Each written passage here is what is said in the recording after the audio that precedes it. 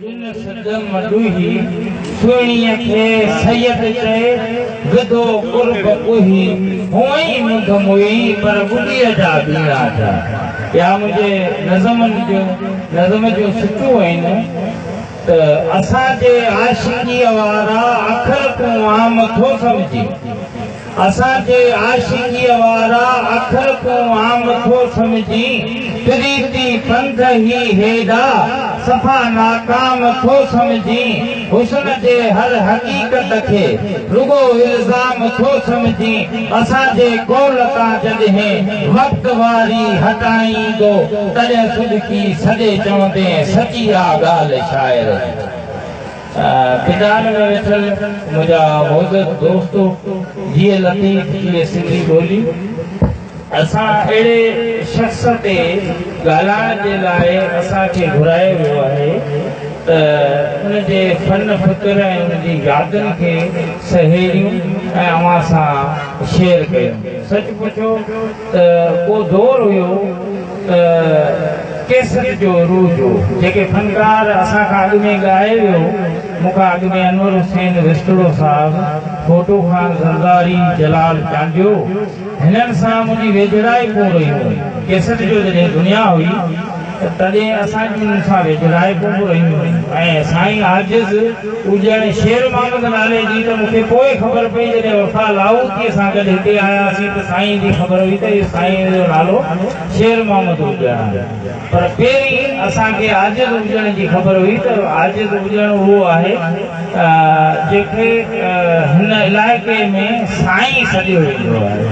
न त हूअं आम तरीक़े सां उस्ताद ट्रैक्टर जे ड्राइवर खे ऐं चुंगजीअ ड्राइवर खे उस्ताद ऐं वरी उस्ताद खे जेको आहे सो इहा असांजे मुआशरे जी बदनसीबी चइजे, असांजी बदनसीबी त उन चुंगजीअ ड्राइवर खे उस्ताद, ट्रैक्टर जे ड्राइवर खे उस्ताद, ऐं जेको असांजो उस्ताद आहे जेको वादनि खां पोइ ज़मीन खां आसमान ते रसाइण वारो उनखे वरी मास्टर सॾींदा आहिनि। मास्टर बि न, छो त मास्टर लफ़्ज़ जेको आहे मास्टर मां निकितल आहे, उनजी जॻह ते असीं उनखे चवंदा आहियूं मस्तर।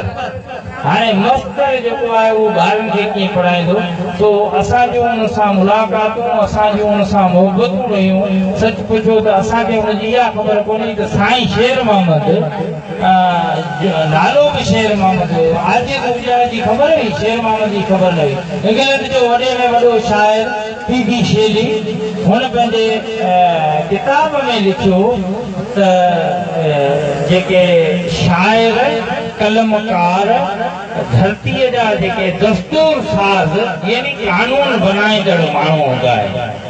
हाणे उहे कानून बनाईंदड़ माण्हू जिन हेॾी वॾी जदोजहद करे हिते पंहिंजो शऊर पखेड़ियो, हिते इल्म जी लाट ॿारी, उन्हनि खे सलाम करण जे लाइ असीं सभु हिते अची गॾु थिया आहियूं। आजिज़ हुजनि केसरी दुनिया जे दौर में इल्म रूज़ ऐं शाइरीअ जे फनो फ़िक्र खे सम्झी करे उन शइ खे फॉलो करे लिखियो। न त असां वटि अनवर कंबराणी खां विधे अब्दुल सोलगीअ ताईं उहे शाइर हुया जिन केसर जी दुनिया में 25 गीत हिकिड़े कलाक में लिखी करे केसर में ॻाल्हाए छॾिया ऐं उहे हलिया पिया।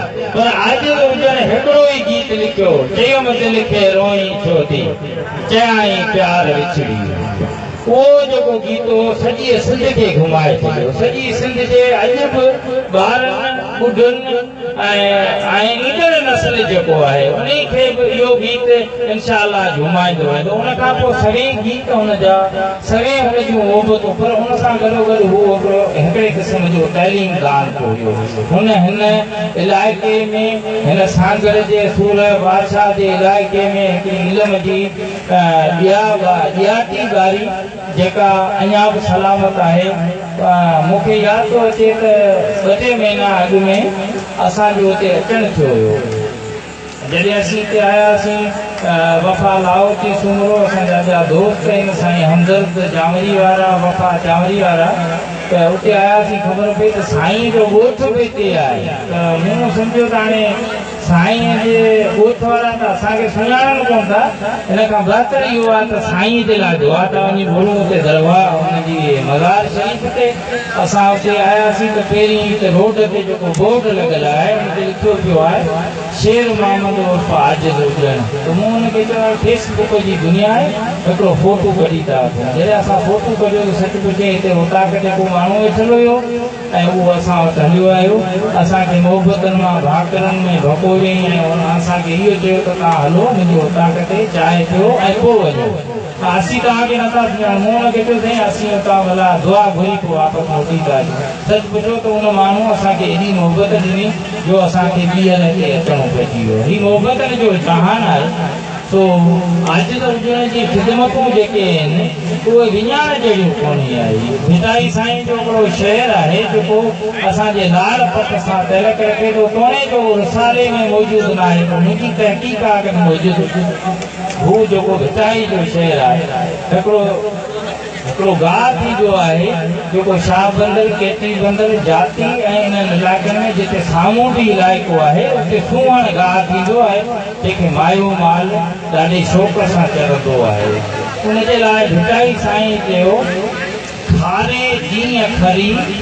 खारे जीअं खरनि वंग मिड़ोई वासिया। वंग यानी उहे जेके इलाइक़ा छाड़ूं छछ झंडूं ढोरा उहे खरनि माना मुखालिफ़नि दुश्मननि जेके से वासी छॾिया। खारे जीअं खरनि वंग मिड़ोई वासिया सुहिण थी सेणनि मिठो साह न विधियो। यानी उहे सुहिण गाह जीअं उन्हनि वञा मिठाइण न वई आहे। इलाही कुझु ॻाल्हाइणु चाहियां थो पर मुंहिंजे दोस्त असांखे इहो चयो त मुख़्तसर ॻाल्हाए। मुंहिंजो हिकिड़ो नज़म आहे, मुंहिंजो हिकिड़ो गज़ल आहे जेको करण में आउं साईं जे नाले करे अवां खां इजाज़त वठंदुसि। इहे ईदूं पयूं ईदूं मिठा तूं मां न हूंदासीं। इहे ईदूं पयूं ईदूं मिठा तूं मां न हूंदासीं। गलियूं सभ गीत ॻाईंदियूं, गलियूं सभ गीत ॻाईंदियूं सुठा तूं मां न हूंदासीं। इहे ईदूं पयूं ईदूं मिठा तूं मां न हूंदासीं। फ़िक्र जेको थियो आहे भॼी तो भोर थियणो आहे। फ़िक्र जेको थियो आहे भॼी तो भोर थियणो आहे। भॼी तो भोर थियणो आहे। भले भाकुर हुजनि पातल बिता तो मां न हूंदासीं। गलियूं सभ गीत ॻाईंदियूं, गलियूं सभ गीत ॻाईंदियूं सुठा तो मां न हूंदासीं। इहे ईदूं पयूं ईदूं मिठा तो मां न हूंदासीं। ज़मानो गीत थी बींदो मोहबत रंग लाईंदी। मोहबत रंग लाईंदी। ज़मानो गीत थी बींदो, ज़मानो गीत थी बींदो। किताबनि में वञी रहंदी कथा तूं मां न हूंदासीं। किताबनि में वञी रहंदी कथा तूं मां न हूंदासीं। गलियूं सभ गीत ॻाईंदियूं, गलियूं सभ गीत ॻाईंदियूं सुठा तूं मां न हूंदासीं। इहे ईदूं पयूं ईदूं मिठा तूं मां न हूंदासीं। उहे ई बाग़ मोहबत जा जिते महबूब मिलियासीं। उहे ई बाग़ मोहबत जा जिते महबूब मिलियासीं। जिते महबूब मिलियासीं उते बचंदा वञी बाक़ी के साथ मां न हूंदासीं। वरी महिरबानी।